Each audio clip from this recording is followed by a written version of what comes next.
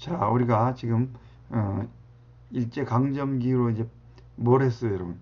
타임머신을 타고 가서 봉준호 감독의 외할아버지 박태원 씨가 쓴 1934년 이제 경성을 이렇게 우리가 보고 있죠, 여러분.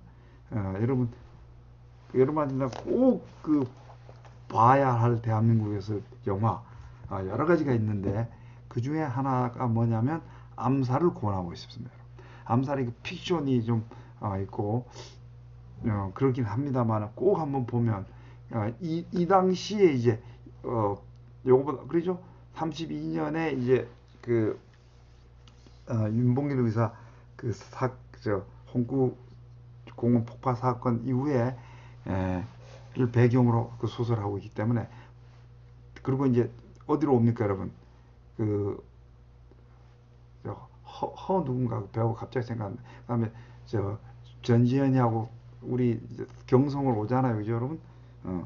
그러니까 그 당시 경성을 이제 보여주고 있는 그런 그 모습을 보여주고 있고 여기 지금 그 당시 사진입니다. 1937년 사진이면 여러분 뭐를 볼 수가 있냐? 이게 지금 이렇게 줄여놓는 바람에 잘 너무 이게 파노라마 이렇게 쫙 펼쳐져 있는 걸 이거 쭉 좁혀놔가지고 이게 산이 의외로 높게 보이고 이 남산입니다. 남산이 이렇게 뾰족하지 않잖아, 그지?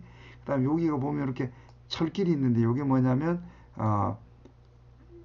서울역이고 요쯤이 이제 그 중앙청 건물이 있는 뭐 그런 것으로 보여져요.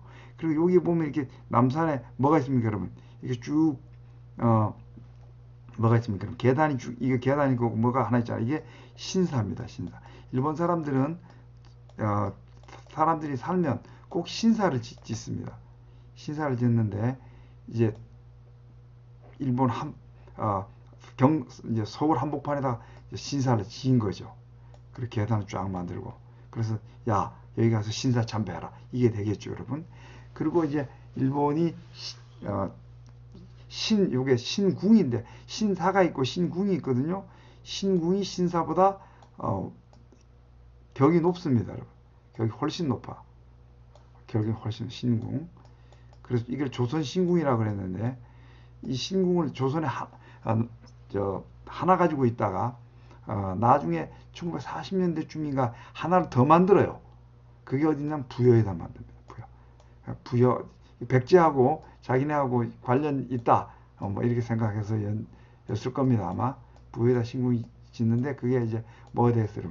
그러면 되기 전에 그게 해방되면서 그게 없어졌는데 하여간 일본 사람들은 뭐부터 하나요? 신궁부터 하는데 일본 사람들이 이 신궁을 짓고 이 여기 광화문 지금 광화문 문이 있죠, 여러분. 광화문 문이 원래하고 좀 이걸 뭐랄까 쫙 보게 하기 위해서 각을 틀었다 그래요. 참 3.5도인가 틀었다 그래요.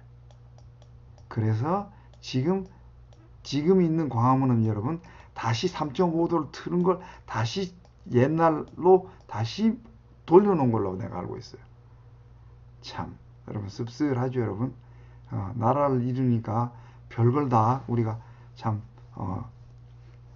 참 잃고 뺏기고 그럽니다, 여러분. 자, 그리고 이제 뭐 좀 다른 얘기 같습니다만 이런 얘기를 해요. 내가 지금 나라를 뺏겼다고 하는 얘기를 하니까 그죠? 나라를 뺏겼죠. 근데 뺏어간 놈들이 있을 거 아니야, 그지? 뺏긴 사람이 바보야, 뺏어간 사람들이 나쁜 놈이야. 여러분, 둘 다야?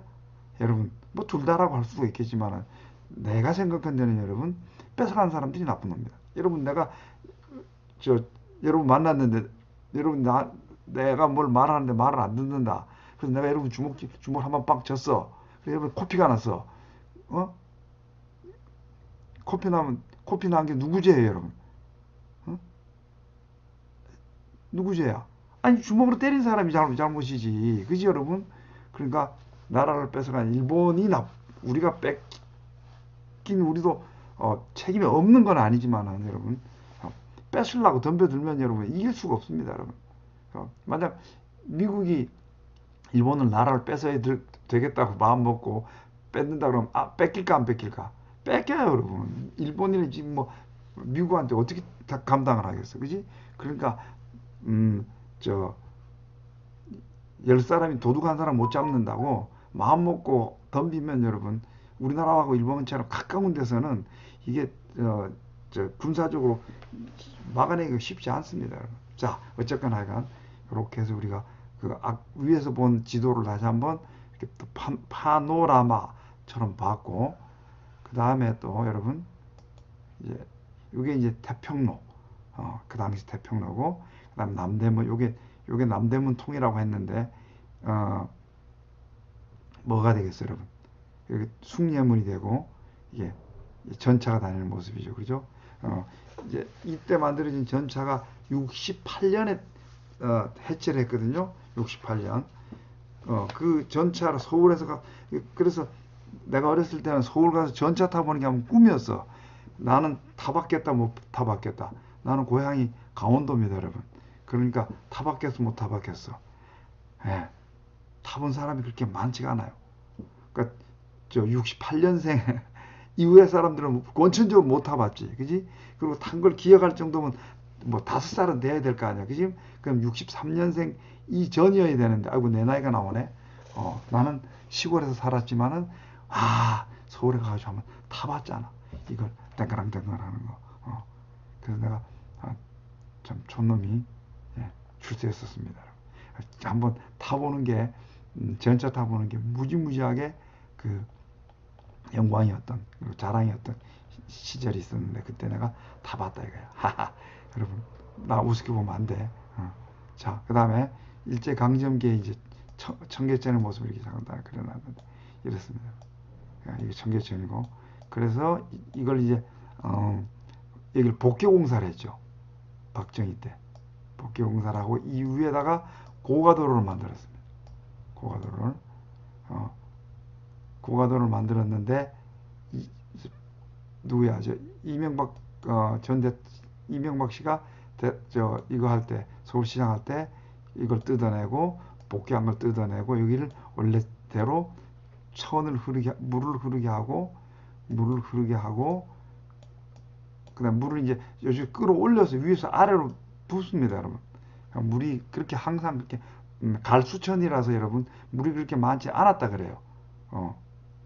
갈수천이 비가 오면 흐르고 비가 안 오면 안 흐르는 천이었거든요. 그래서 지금 계속 물이 흐르잖아요. 그거는 이제 밑에 물을 끌어서 양수해서 끌어올려서 그렇다고 합니다. 자, 청계천 옛날 여기서 사람이 어떻게 살았겠어, 그지? 와,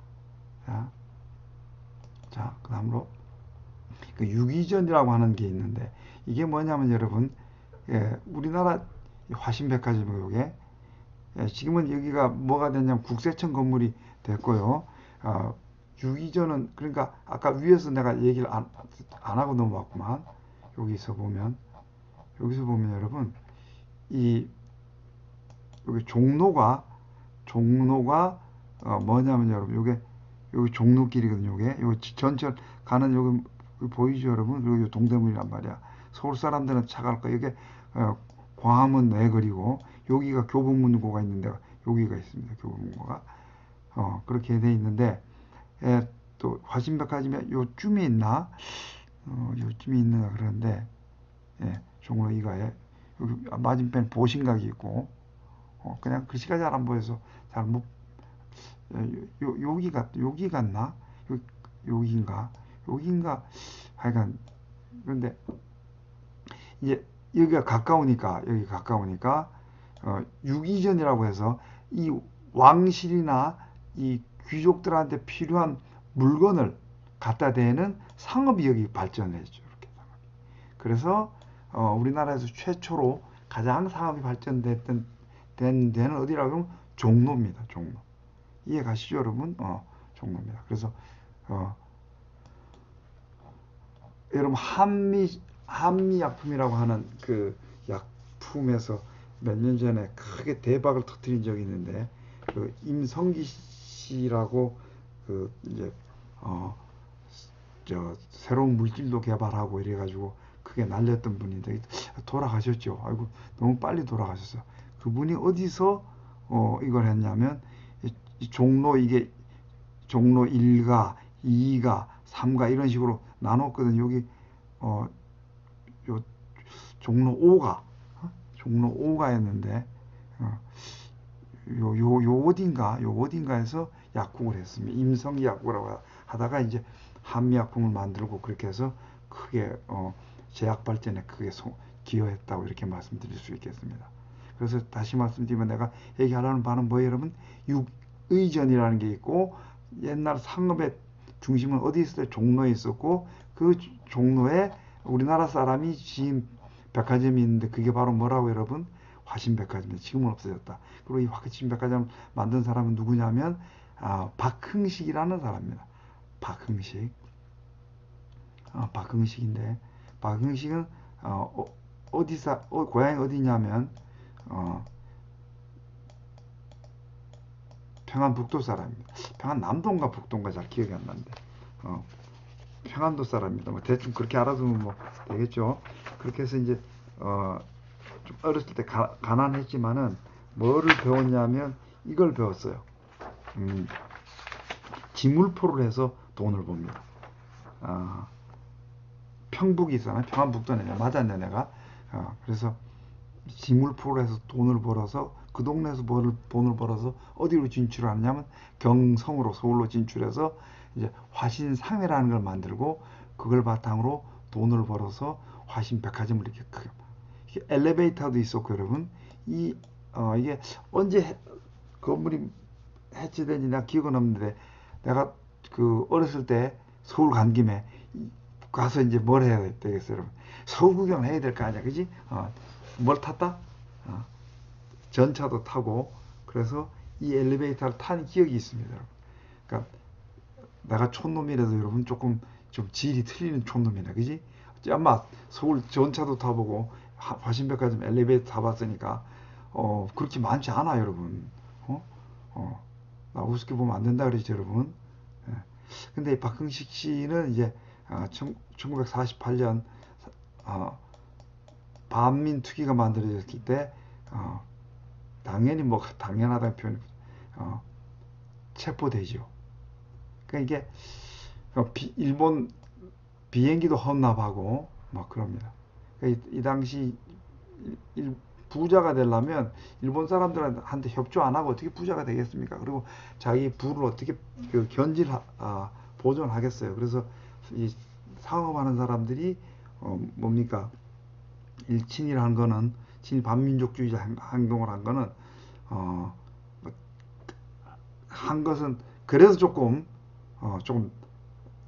덜 비난받아야 되지 않나 이런 생각을 좀 합니다. 비난받아야 되지만은 그래도 어떻게 돼요? 조금 덜 비난받아요. 자, 여러분 이제 나중에 얘기하겠습니다만 드골이라고 하는 프랑스의 대통령이 장군이 있습니다. 그래서 이제 나치가 독일이 이제 프랑스를 2차 세계대전 때 점령을 해서 여기 협력한 사람들이 있거든요. 나치 협력사를 싹 이제 처형을 시킵니다, 여러분. 지금도 처형을 하고 있는데 하고 있다기보다는 다 하고 이제 혹시 발견된 사람 있으면 뭐 이렇게 처리하고 그러는데 드골이 민족 반역자를 이게 등급을 매기는데 제일 그래도 많이 봐준 게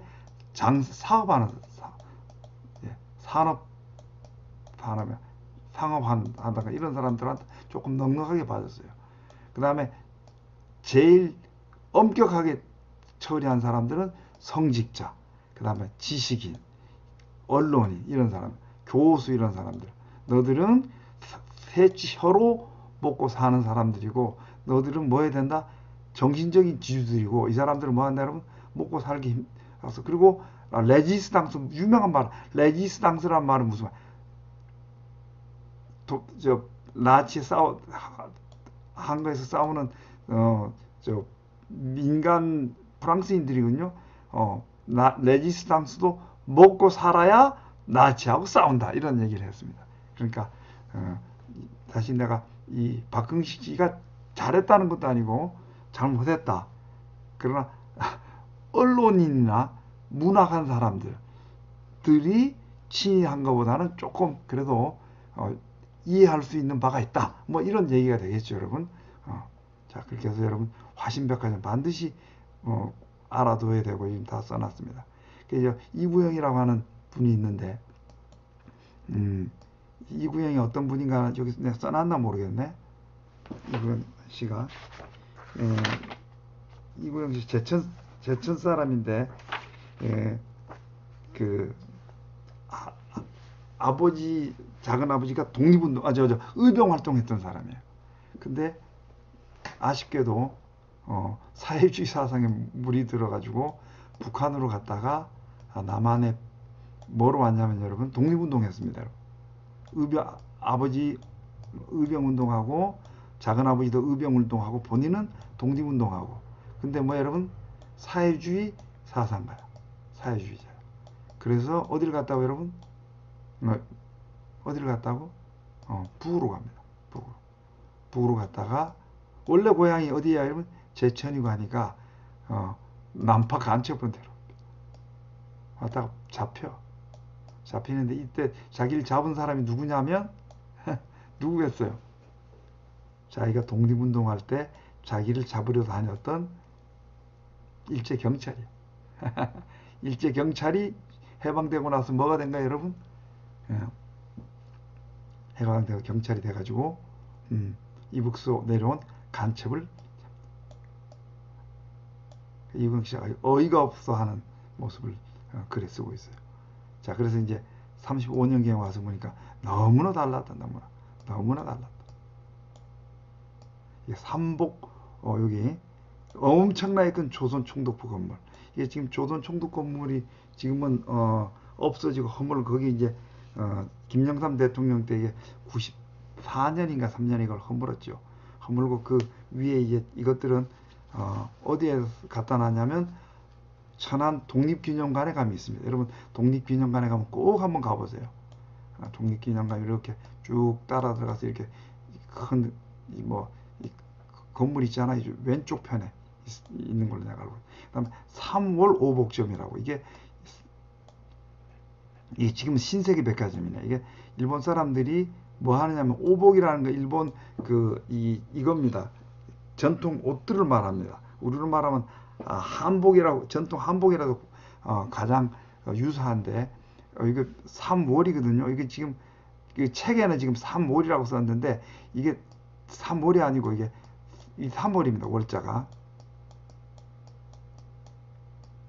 3월. 그냥 무슨 말이냐면 이 책 그대로는 3월이라고 써놨는데 이거 1월 2월 할 때 월인데 실제로는 여러분 3월 넘는다는 뜻이에요. 우리가 월담하다 이 월자를 쓰거든요. 여러분 이게 뭐냐면 오늘날 이게 여기다가 이제 한 다음에 일본 사람들이 여기다가 뭘 하느냐면 여러분 백화점을 짓습니다. 그게 3월 백화점입니다. 그 뭐냐? 미스코시 백화점. 미스코시. 3월 미스라고 읽고 월을 꽃이라고 읽거든요. 그럼 미스코시 백화점이고 이 미스코시 백화점이 경성지점인데 이게 어디에 있었냐면 바로 조선은행 바로 앞에 있었습니다. 바로 앞에. 그리고 제일 엘리베이터도 있고 이건 이제 나중에 이상할 때 여러분한테 얘기를 하겠습니다만 이게 최고의 건물이었어요. 날 잡구나 하는 미스코시 백화점 옥상에서 날 잡구나 하거든요. 바로 거기고 그 다음에 영화 암살에서 전지현이가 결혼식 하던 데가 바로 여기입니다. 그 얘기는 또 나중에 또 하기로 하고 그 다음에 이제 이 소설에 보면 황금광 시대라는 얘기를 합니다. 황금광 시대. 예. 이 황금광 시대는 어디 있었냐면 갑자기 우리 주로 일본하고 우리나라 얘기를 하는데 갑자기 서양 사람이 나오네. 그죠? 찰리 채플린이라고 유명한 영국 태생의 천재 영화배우 겸 감독이 있습니다. 여기 내가 영어로 다 써놨는데 이런 정도는 여러분들이 충분히 읽을 수 있어야 되지 않겠나 생각하는데 이 찰리 채플린이 The Gold Rush라고 하는 제목으로 만들었어요. 그래서 이제 금을 쫓아가고 돈을 쫓아가는 인간들을 이제 그린 이런 소설입니다, 여러분. 저 영화입니다. 그래서 그리고 이 무렵에 어떻게 됐냐면 우리나라에도 금광이나 이런 것들이 개발이 되면서 골드 러시가 우리나라에 있었어요. 그래서 이 당시 최고 부자가 누구냐면 최창학이라고 하는 사람이었는데, 최창학인데, 그 다음에 고바야시도 다 광산업자들이 가장 많은 부를 축적했다, 이렇게 얘기를 할 수가 있어요. 그래서 여러분 소설을 보면 황금광 시대 이런 얘기가 나옵니다. 그리고 여러분 그 유명한 김유정도 뭐 했다고 여러분? 김유정도 저 금캐는 콩밭인가 하는 소설이 있어요. 그것도 길지 않은 소설인데, 단편 소설인데, 김유정 스스로도 저 금광 투자했다가 망하고, 그 다음에 그 당시에 금광 투자하는 모습을 그린 금캐는 콩밭인가 하는 소설도 있습니다. 그래서 이 당시 상당히 뭐라고 여러분, 미국에서도 그렇고 여기 우리 한국에서도 뭐라고, 금광 사업이 굉장히 큰 사업이었고 큰 부자가 나타났다. 그리고 그런 세태를 뭡니까 여러분, 이 소설에 황금광 시대 이래 가지고 쓰고 있다 하는 얘기를 여러분한테 할 수가 있겠습니다. 그 다음에 이제 그 당시 부자가 최창학이하고 박흥식 얘기는 했죠, 여러분. 최창학이한테 또 얘기를 더 하면, 여러분 최창학이 어디 사람이야? 평안북도 어디 사람이냐 여러분?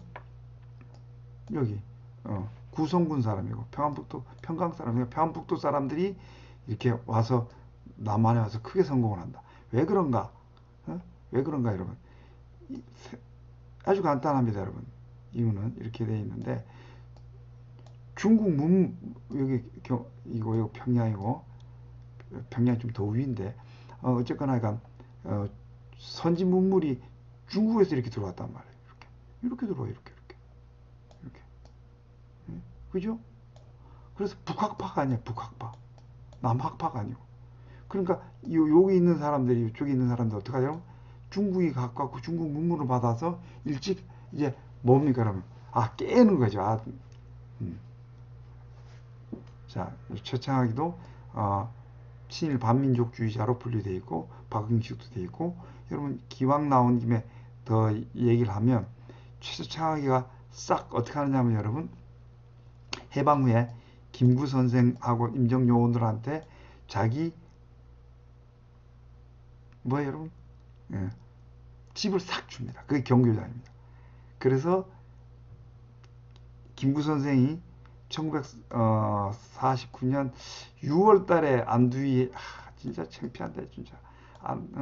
우리 위대한 김구 선생이, 일본 놈들이 우리 김구 선생을 죽이고 하려다가 실패를 했는데, 해방되고 난 다음에 우리 동족의 손에 의해서 좀 절명하셨다는 게 진짜 가슴 아픈 일입니다, 여러분.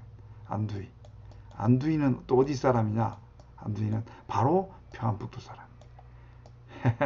평안북도 사람 너무 많지, 그지? 주로 나쁜 의미로, 그러니까 좋은 의미로도 상당히 좋은 사람이 많습니다. 자, 그런데 하여간 안두희가 어떻게 합니까, 여러분? 와서 총을 쏴서 돌아가신 곳이 바로 경교장인데, 이 경교장이 누구의 집이라고 여러분? 최창학의 집이야. 그러니까 최창학이가 김구 선생이나 임정요원들이 오니까, 아이고 제가 있던 집에 사세요 하고 싹. 근데 김구 선생님도 내가 볼 때는 들어가지 말았어야 되는데, 나는 그런 생각이 들어요. 친일 반민주의자가 지은 건물인데 들어가면 안 되는데, 김구 선생님 사람이다 보니까 실수를 하지 않았나 이런 생각도 들고요. 그리고 이제 김구 선생이 돌아가시니까 이 처창하게 이 사람들이 뭐라 그러냐, 뭐라 그러겠어요? 나가주세요. 나가주세요. 임종요원들 나가주세요. 이렇게 됐다. 그다음에 이제 노면 전차 얘기는, 이게 이제 노면 전차죠, 여러분. 이게 당시의 전차 노선입니다. 일본인들이 본 조선의 모습은 상당히 이런 얘기를 하면 상당히 아름답고 그다음에 발전 가능성이 무궁무진한 이런 곳이다라는 걸 쓰고 있어요, 여러분. 그래서 자, 봐라 여러분. 예, 저 경성에서 부산까지 9시간 간다. 30시간이면 시모노세키 도쿄 철도도에 이어서 도쿄도 올 수가 있고, 또 경성에서 10시간이면 어디까지 가려면 단둥까지 가. 16시까지면 장춘까지 가. 예? 그러니까 뭐 여러분 어때? 이런 거죠. 여기가 만주가 있고 여기가 조선이 있고 여기가 일본이 이렇게 있는데 어떡한다 여러분? 여기서 시모노세키까지 와서 시모노세키 관부선 타고 오고, 경성에서 기차를 타고 부산에 기차 타고 경성으로 해서 여기가 단둥이거든요 여러분. 단둥을 해서 장춘까지 가고 할빈까지 가고. 이야, 이게 우리 한반도를 일본이 머금으로써 가능해진 거죠. 그지? 이게 없으면 어떡할까 여러분? 가긴 갈 수가 있어. 가긴 갈 수가 있는데 아이고 다 지워져 버렸네. 가긴 갈 수가 있는데 제 집 드나들 듯 하지 못할 거 아니겠어, 그죠? 그러니까 우리 한반도라는 땅이 우리 한반도라는 땅이 얼마나 일본 사람들이 데리고 가는 그런 길목으로 호시탐탐 노릴만 하냐. 그러니까 우리는 또 거꾸로 생각하면 이럴 수가 있어요. 야, 이제 우리가 남북한이 교류가 있고 활발해지면 목포에서부터 쫙쫙쫙쫙쫙쫙 어디로 가 여러분? 만주로 시베리아 가고, 부산에서 또 이렇게 해서 가고, 목포에서 또 어디로 가 여러분? 연해주로 가서 또 중앙아시아를 넘어서 가고. 야, 우리 이런 기회가 있는 나라입니다. 일본보다는 우리가 앞으로 더 기회가 더 좋을 수가 있습니다, 여러분. 여기 해저 터널을 뚫는다? 말도 안 돼, 여러분. 이건 일본 사람들이 뚫자 해도 우리가 뚫어주지 말아야 돼. 자, 여러분. 이제 구보 씨의 일일을 봤는데, 이 소설은 어떤 소설이라고 여러분?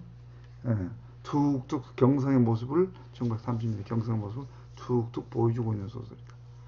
그리고 엘리트가 건물은 잔뜩 짓고 뭐 멋진 건물이 지었는데 그 건물 안에 들어가서 본인이 일할 수도 없고 그 안에서 일하는 사람 누구 여러분? 일본 사람이고. 그러니까 답답한 심정을 그 소설로 썼고, 그러니까 우리가 이 시대를 이 소설을 공부함에 있어서 뭘 봐야 된다면 1930년대 경성의 모습, 그리고 공부해온 이 엘리트들의 그 좌절감을 우리가 느낄 수 있다, 이렇게 얘기할 수 있겠습니다. 여러분 수고하셨고 다음 주에는 이상에 대해서 공부하도록 하겠습니다.